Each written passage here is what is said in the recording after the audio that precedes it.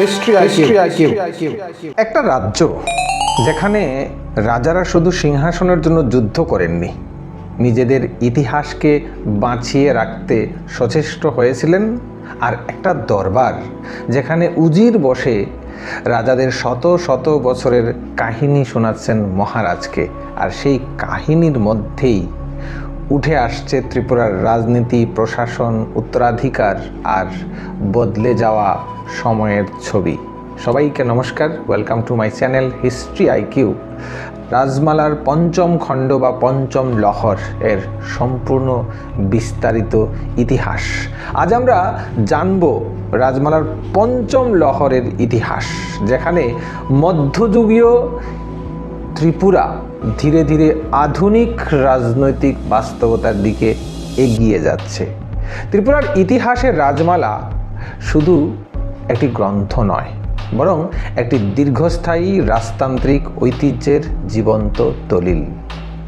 শতাব্দীর পর শতাব্দী ধরে ত্রিপুরার রাজারা কিভাবে শাসন পরিচালনা করেছেন, কিভাবে যুদ্ধ করেছেন, প্রশাসন পরিচালনা করেছেন এবং নিজেদের বংশ পরম্পরায় সংরক্ষণ করেছেন, তার ধারাবাহিক বিবরণ আমরা পাই রাজমালা থেকে। আর বিশেষ করে দ্বিতীয়, তৃতীয়, চতুর্থ এবং পঞ্চম লহর ইতিহাসের দৃষ্টিভঙ্গি থেকে অনেক বেশি গুরুত্বপূর্ণ।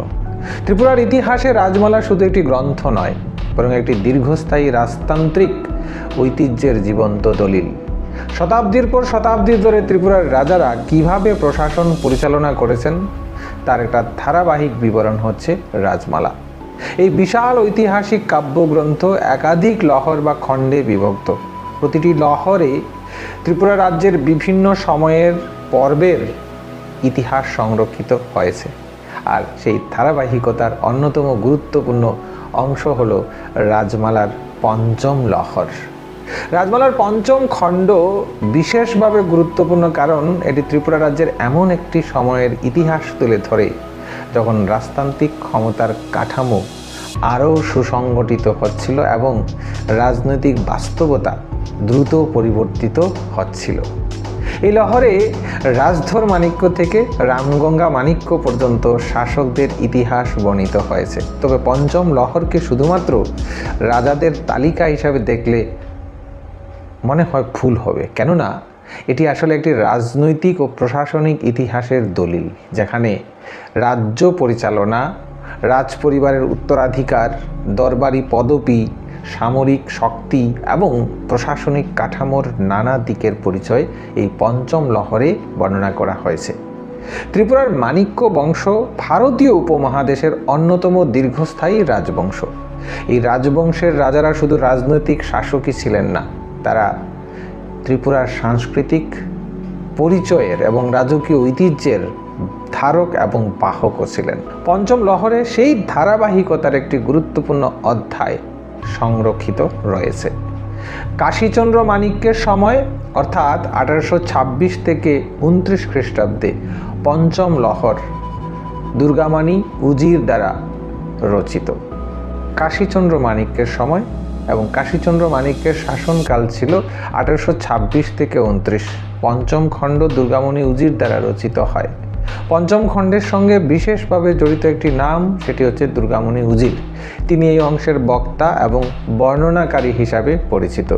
উজির শব্দটির অর্থ হলো মন্ত্রী বা উচ্চ পদস্থ প্রশাসনিক কর্মকর্তা। অর্থাৎ দুর্গামণি উজির শুধু একজন সাহিত্যিক ছিলেন না, বরং তিনি রাজদরবারের একজন গুরুত্বপূর্ণ প্রশাসনিক ব্যক্তিত্বও ছিলেন। তার মাধ্যমে পঞ্চম লহরের ঘটনাবলী সংকলিত ও উপস্থাপিত হয়। এই ইতিহাস তিনি মহারাজ কাশীচন্দ্র মাণিক্যের সামনে বর্ণনা করেছেন। এটি থেকে বোঝা যায় যে পঞ্চম লহরের রচনা পরিবেশ ছিল সম্পূর্ণ রাজদরবার কেন্দ্রিক।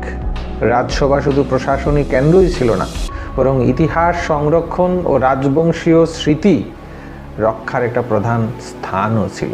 পঞ্চম লহরের রচনাকাল সাধারণভাবে ধরা হয় ঊনবিংশ শতাব্দীর শুরুর দিক। তবে মনে রাখতে হবে, রাজমালা কোনো একক লেখকের এক সময়ের রচনা নয়। এটি বহু শতাব্দী ধরে বিভিন্ন রাজসভায় পৃষ্ঠপোষকতায় ধীরে ধীরে সম্পূর্ণ হয়েছে। ফলে এর মধ্যে মৌখিক ঐতিহ্য, দরবারি স্মৃতি, প্রশাসনিক তথ্য এবং পরবর্তী সংকলনের প্রভাব একসঙ্গে মিশে আছে। পঞ্চম লহরের মূল বিষয় হল ত্রিপুরা রাজ্যের রাজবংশীয় ইতিহাসের একটি নির্দিষ্ট পর্যায় বর্ণনা করা। এখানে রাজদর মাণিক্য থেকে রামগঙ্গা মাণিক্য পর্যন্ত রাজাদের কার্যকলাপ, শাসন ব্যবস্থা এবং রাজনৈতিক পরিস্থিতির ধারাবাহিক বিবরণ পাওয়া যায়। এই সময়ে ত্রিপুরা শুধু একটি পাহাড়ি রাজ্য ছিল না, বরং পার্শ্ববর্তী অঞ্চলগুলির সঙ্গে এবং রাজনৈতিক ও কূটনৈতিক সম্পর্কও এই সময় গুরুত্বপূর্ণ হয়ে উঠেছিল। পঞ্চম লহরের বিভিন্ন অংশে রাজাদের শাসনকাল, যুদ্ধ, প্রশাসনিক সিদ্ধান্ত, কর ব্যবস্থা এবং সামরিক শক্তির বর্ণনা পাওয়া যায়।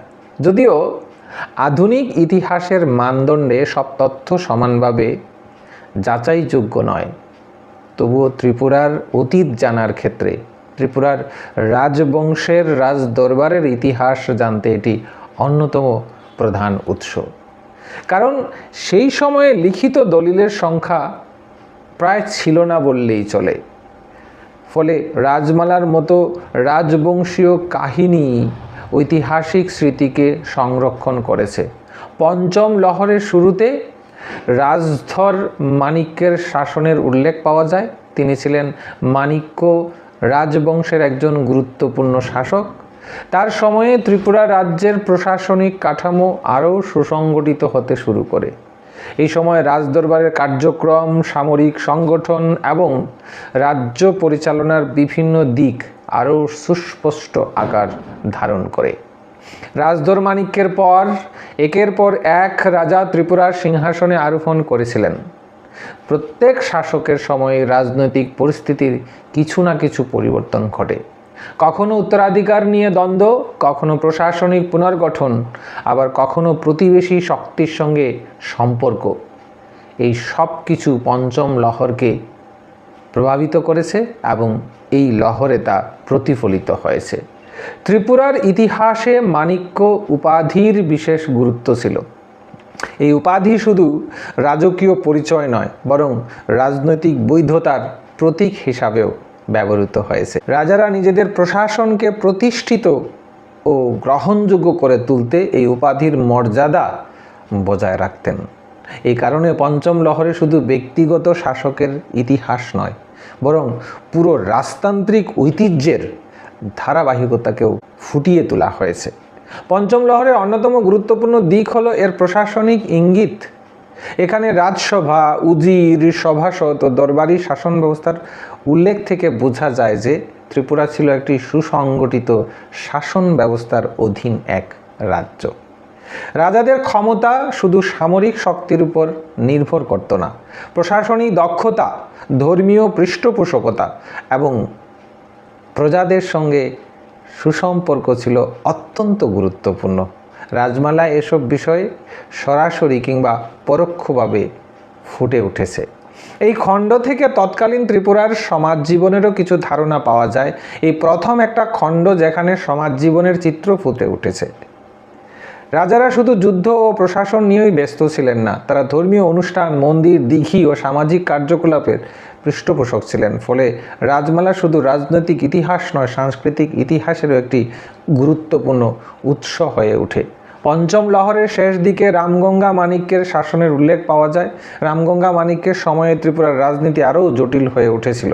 রাজপরিবারের আভ্যন্তরীণ দ্বন্দ্ব এবং বাইরের শক্তির প্রভাব রাজ্য পরিচালনার উপর সরাসরি প্রভাব ফেলতে শুরু করে। তার শাসনকালে ত্রিপুরা এক পরিবর্তনশীল যুগের দিকে অগ্রসর হয়।